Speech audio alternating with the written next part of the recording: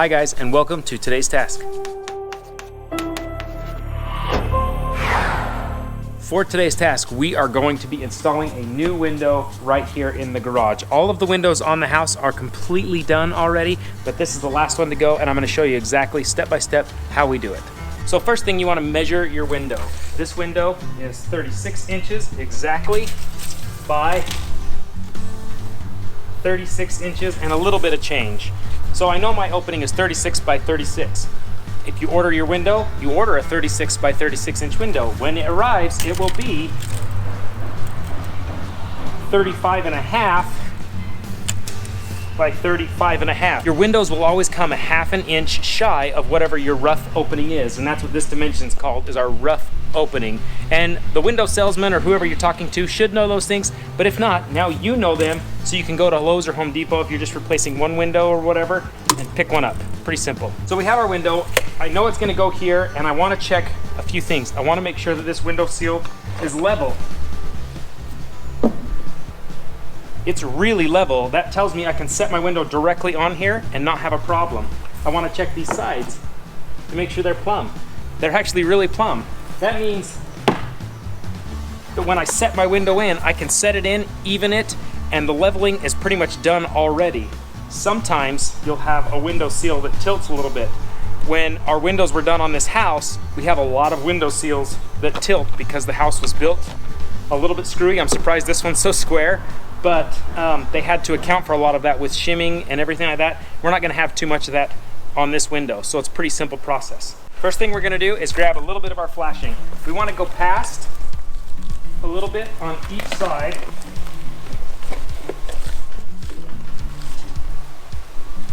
At least the width of your flashing, because we're gonna come down on each side and across, and we wanna be able to come down on top of flashing. So first things first, measure that, then cut.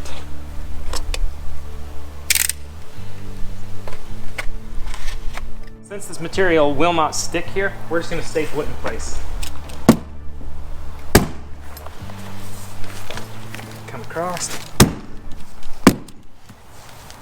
And because it is sticky on the top part, I'm gonna cut it.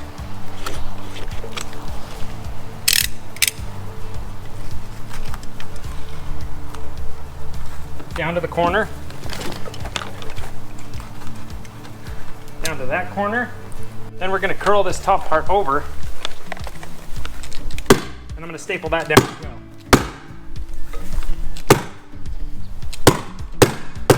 So now we'll take our flashing and do the same thing up here. So we want it to line up on top of this bottom one and over to our window as much as possible.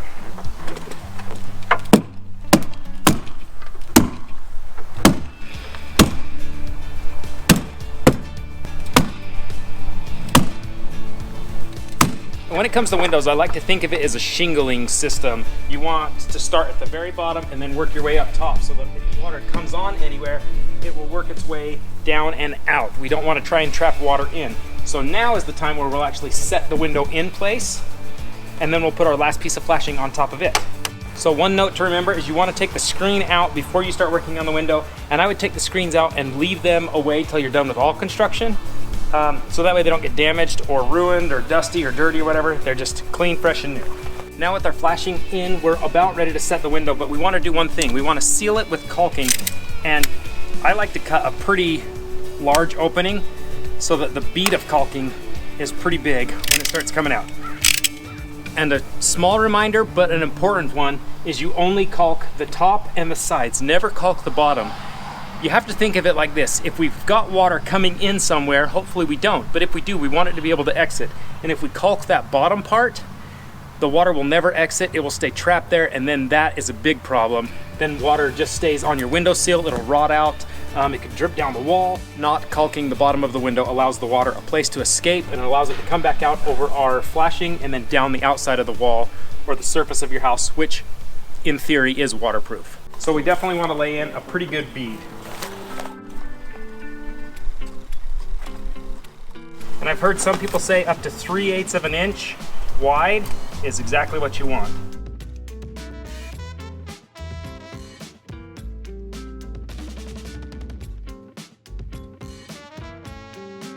And this is one of those things where the more you use it's just gonna cover everything a little bit better. So don't be too scared, don't be too worried about spending a little bit extra on caulking or the cost of it. If you're doing a lot of windows, it's gonna be worth it in the long run. And because we know this is level, we can set it in and push it against. And we know we're pretty good. I would not just start screwing this thing down. You really wanna make sure that things are good. It's perfectly level. I know I'm okay. I wanna check over here as well to make sure we're plumb. And we are perfectly plumb. And plumb again. This window's okay to be set in. I also want to check my gap on each side. Make sure they feel about the same. This one feels a little tight, so I'm going to bring it over just a little bit.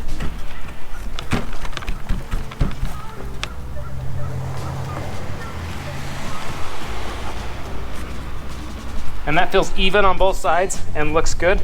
Now we're ready to start setting this window in place. So one thing to note, when you're screwing these in, you need to go through the flange on the designated holes, and you need to have deep enough screws to get into wood. You don't want to just be screwing into this fascia kind of board. Then the window's not going to be structurally held there. So you want to put it into wood, and these are plenty deep. So you want to make sure when you're putting these in that you're going in square to everything. If you pull it on any way, it can take it out of alignment, and then the window won't move up and down properly. And if you're seating these well, you'll see caulking start coming out the sides.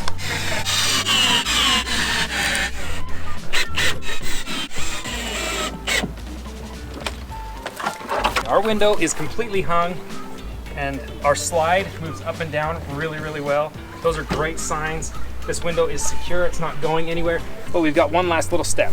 We need to put flashing on top. And I know this stuff doesn't stick very well to this, but I still want to try and make this top one stick and then staple it down, because this is the only place we're gonna actually really seal this stuff up top. And I really need to make sure the water doesn't drip down and come down into our wall on top.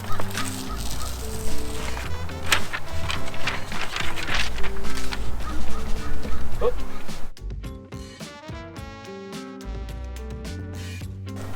And if you look at it, this stuff seals so well to itself. I do want to show you guys a quick update on the house and all the windows being put in the house as well. Here is a sliding glass door that we cut in, I told you guys about a while ago.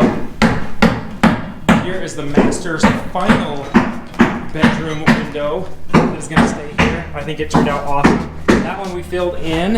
Our front window, we changed to a giant picture window. That thing is ginormous, 10 feet by 5 feet. That's a huge window. And all the bedrooms have gotten new windows, and they look amazing. And my absolute favorite is these egress windows are all of the way in. Check these guys out. Windows are all the way in, window wells are set in. Thank you, Landon, for your help on that. And we're ready to roll. Well, you guys, that is our window installation. That is how you install a typical, maybe standard sized slider. If you have one that you're going to be replacing, hopefully this gave you some tips and tricks, and hopefully you learned from maybe my mistakes as well. If you guys liked today's video, give it a thumbs up. If you're new to the channel, subscribe. And if you guys are interested in any of the tools I used in today's video, I'll link them down below as well. Bye, guys. How to level it. Hi guys, and welcome to today's task 4. You guys will have to bear with me a little bit with the wind out here. Hopefully it's okay. We've got a little bit of a storm coming in, but we're gonna try and get this done. Oh man, this stuff may not work here. Oh shoot. Well, that stuff's not gonna work, is it? This stuff will not stick to here, no matter what. It's pretty bad. Our flashing, the goopy side of it will not, with this, oh, come on. And we are plums. Whoa. Oh, this isn't gonna work. Okay, get over here. Give us some flashing. Ah!